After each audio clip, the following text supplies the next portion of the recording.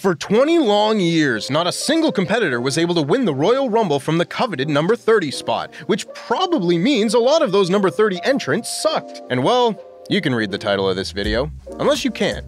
In which case, shame on your school system. But while the first 2 decades were not terribly kind to the Rumble's would-be final boss, the following 2 decades have been a mixed bag as well. You got your 2008 John Cena to set the benchmark, but otherwise, WWE has gotten a lot wrong with what should be the most anticipated moment of the Rumble in modern times. There are going to be a wide range of entrants for loads of reasons, but let's get into it and see who did the number 30 dirty. I'm Tempest hailing from partsFUNknown, and these are the 12 worst number 30 entrants in Royal Rumble history. But before we get on with this list, please make sure that you like this video, subscribe, and enable notifications to always on so you never miss a fun list just like it, and make sure you check out the latest edition of Survival Series, where our contestants try and name every single Royal Rumble entrant, and I mean every Royal Rumble entrant. Honorable mentions Wade Barrett 2011 and Tyler Breeze Greatest Royal Rumble. Gotta be mentioned because my lord, neither did much of anything, but with an extra 10 or 20 people still waiting to enter these specific Rumbles, maybe it's just best they kept the show rolling. Number 12, Randy Savage, 1993. I remember a kid in middle school once told me about a guy who lost the Royal Rumble match because he tried to pin someone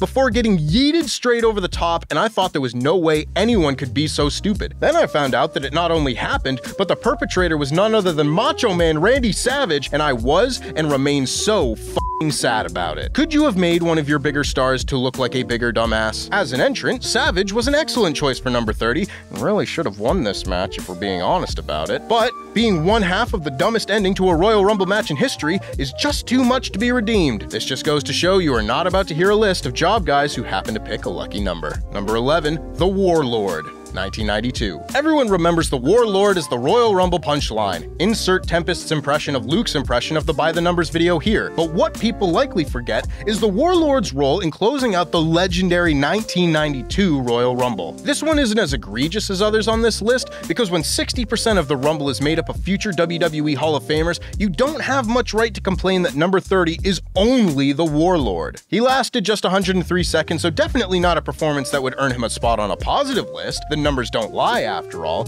but this match is just too good for this inoffensive number 30 to crack the top 10. Number 10, Tugboat, 1991. The first few years of the Royal Rumble were mostly WWE trying to work out exactly what they had. As a result, some of the matches have storylines playing out, some of the matches have laid out spots, some of the matches had exciting final entrants, but for the most part, it would take some time for WWE to figure out that the man dressed up as the 1920s Tugboat might not be the best choice to leave a lasting impression on their most exciting match of the year. He's in the match for all of 152 seconds and gets dumped by Hogan, but I gotta say, watching this again has lit a hate fire within me towards Tugboat, and I really wasn't expecting this. Got nothing against Fred Ottman. Typhoon is cool, Shockmaster wasn't even his fault, but why was there a wrestler called Tugboat going and why was he the final entrant in a Royal Rumble? Number 9, Booker T, 2002. Now, let us fast forward in time to when WWE absolutely knew what they were doing and still managed to give us a horrible final Rumble entry. No more leniency, WWE, because I would love someone to explain to me how 5-time WCW champion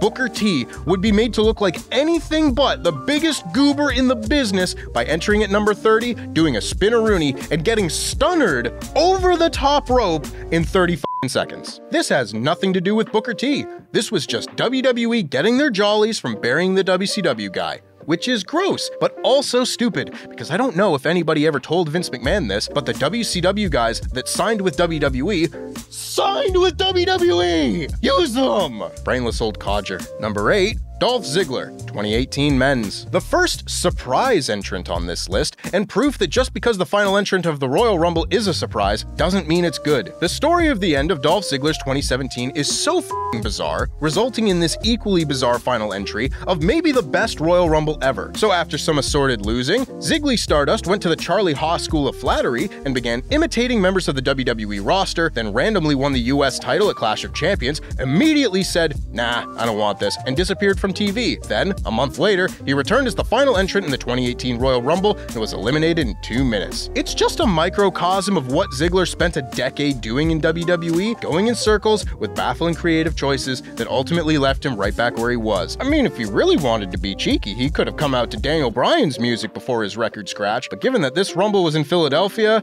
same venue as the dreaded 2015 Rumble, maybe kicking the Daniel Bryan hornet's nest wouldn't have been the right call. Number 7. Carmella, 2019 Women's. As we dive deeper into the depths of Dirty 30s, we are going to really start getting to the heart of how to f this up. Let me tell you right now, telling us who number 30 is ahead of time is a damn fine way to make it happen. The final entrant of a Royal Rumble match is what the previous 29 had been building to, and people just want to feel excitement when it happens. Knowing is 100% of the battle when it comes to the excitement in the Royal Rumble, and while Carmella's run in the match was perfectly fine, one elimination in 7 minutes, this secret is undoubtedly one that is much better kept. Number 6. Nia Jax, 2020. In 2023, Nia Jax made history by becoming the first person to ever return to wrestling after saying they were done forever, and she did this in the Royal Rumble match.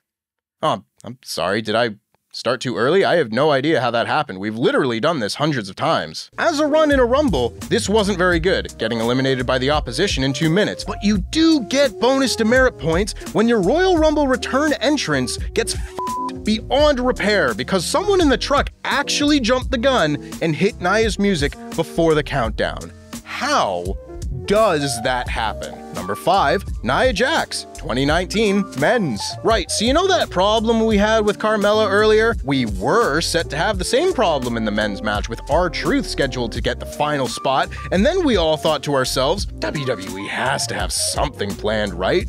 And well, something sure would be the operative word there. Never in my life have I felt more like I have been having a fever dream while watching a Royal Rumble than when Nia Jax took out R-Truth and entered herself in the 2019 Men's Royal Rumble. Even as I watch back Nia getting pinballed around the ring by everyone hitting their finishers, I cannot fathom what the idea was here. Absolute befuddlement. Was it just to do the single most illogical thing possible? Because I mean, a decision like this truly needs to be recognized by NASA or something. Number 4. Natalya, 2021 Women's. I know I have blocked out a lot of pandemic wrestling, so I won't blame y'all if you have too, but I will be the asshole that reminds everyone of the time WWE announced something so stupid that it generated enough backlash from fans to get it changed, which is like hitting a bullet with a smaller bullet whilst wearing a blindfold riding a horse. The week of the Rumble, WWE announced that on Backstage of all things, they would reveal who the number 30 entrant in the Men's Rumble was going to be, and understandably, this caused as violent a protest as wrestling fans can wage online,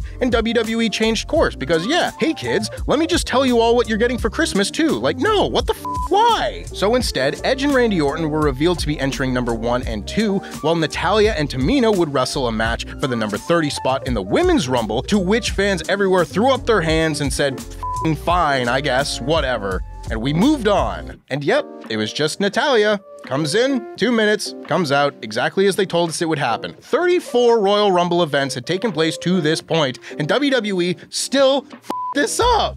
Number 3, Duke the Dumpster Droese, 1996. Third time's the charm with announcing the number 30 entrant ahead of time, or maybe I should say first time's the charm, because the first time WWE announced the number 30 entrant ahead of time was probably the most offensive. Maybe I should give more leniency to the older match, but in no timeline would promoted number 30 entrant and resident trash man jobber Duke the Dumpster Droese have garnered any excitement. Not even in the universe where we are all trash men and Droese is our king. It still would have been better kept a secret. So really, on your 9th try at doing a Royal Rumble, you should know better than to have a literal job guy win the most exciting spot in your most exciting match. At least Carmella and Natalya were former champions with some credibility. This was Duke the Dumpster Droese, who beat Triple H to earn the number 30 spot and then got eliminated after a minute. How WWE didn't learn from this lesson is beyond me. After all, it's not as if the company has a tendency to their fans or anything, right? Number 2, Roman Reigns, 2017. Oh yeah, I remember the hype of the 2017 Royal Rumble match. So many potential winners with megastars like Goldberg, Brock Lesnar, and The Undertaker, Sami Zayn and Kevin Owens looking like potential challengers for then-champ Kevin Owens, or maybe we'd finally see the main roster debut of Samoa Joe, who could go on and face John Cena or AJ Styles if he won. And then the match underdelivered because all of those megastars were left to enter at the very end, and the rest of the field was mostly folks like Apollo Crews and Mojo Rawley and Kalisto and James Ellsworth, but we still had number 30. Even after a so-so Rumble, everything would be saved with an epic number 30. But you know what?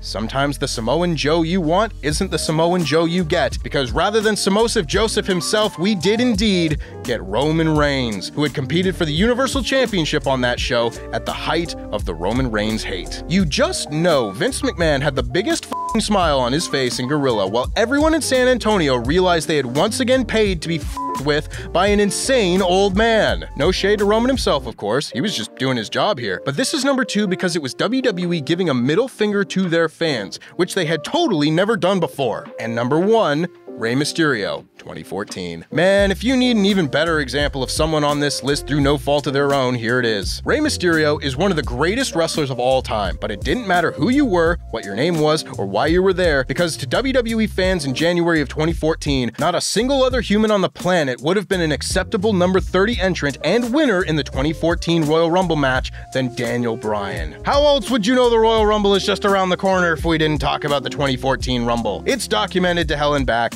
Bryan was kept out of the match, the fans in the building didn't know it, and they rained down hellfire and vengeance on poor Rey Mysterio, who was booed vociferously until his elimination, because this, more than any other number 30 entrant in Royal Rumble history, was an example of WWE being bound and determined to not give their fans what they wanted, and for that, it is the worst of all time. And that's our list. Please make sure that you like this video, subscribe, and enable notifications to always on so you never miss a list just like it. And check out this clip from the latest episode of Survival Series. You will receive a strike. 3 strikes and you're out. Sullivan Bo Brown. Name me a Royal Rumble entrant. Hacksaw Jim Duggan, Big John Studd, Hulk Hogan, Shawn Michaels, Razor Ramon. That is your first strike, Sullivan! He was never in a Royal Rumble? That was quick. He was never in a Royal Rumble! What?